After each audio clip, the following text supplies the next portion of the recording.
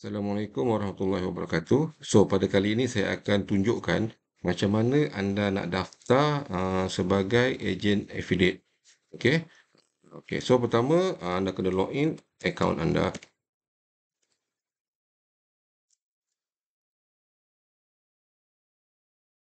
Okey, masukkan kata laluan. Okey, log masuk.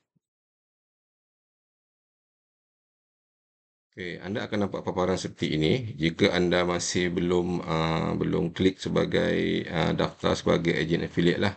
Okey, paparan ini akan muncul setelah anda sahkan pakej langganan anda. Okey, untuk menjadi ejen affiliate, anda perlu melanggan sama ada 6 bulan atau 12 bulan dulu. Baru anda boleh mendaftar sebagai ejen affiliate. Okey, selepas anda login, anda akan dapat paparan ini. Anda hanya perlu klik daftar sebagai ejen affiliate. Okey, nanti akan ada pop-up yang keluar. Anda pasti mahu mendaftar sebagai ejen affiliate? Okey.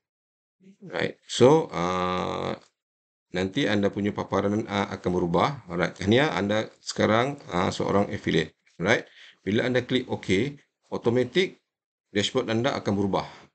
Okey, anda akan nampak, okey, anda punya email. Okey. Lepas tu anda ada link untuk anda promotekan sistem ini kepada orang lain. Okey. Dan anda juga nampak paparan jumlah jualan dan komisen. Okey. So jumlah jualan dan komisen ini akan berubah, okey, jika ada user lain yang daftar di bawah link anda. Okey. Komisen adalah 10% daripada hasil jualan anda lah. Okey, selain daripada itu, anda boleh nampak, okey, boleh lihat di sini, lihat paparan pendahulu lah. So dekat sini mana-mana ejen affiliate yang sudah berdaftar, anda akan nampak lah. Ini antara ejen-ejen yang ada baru 6 orang. So masih awal untuk promote. Okey. So belum ada jualan lagi sebab payment mereka baru disahkan. Semua ni masih user. Okey. So bila anda nampak ini adalah sini akan terpapar 10 ejen affiliate yang tertinggi jualan ni lah. Right? Itu cara nak daftar. Okey, so lepas ni anda boleh promotekan link anda ini.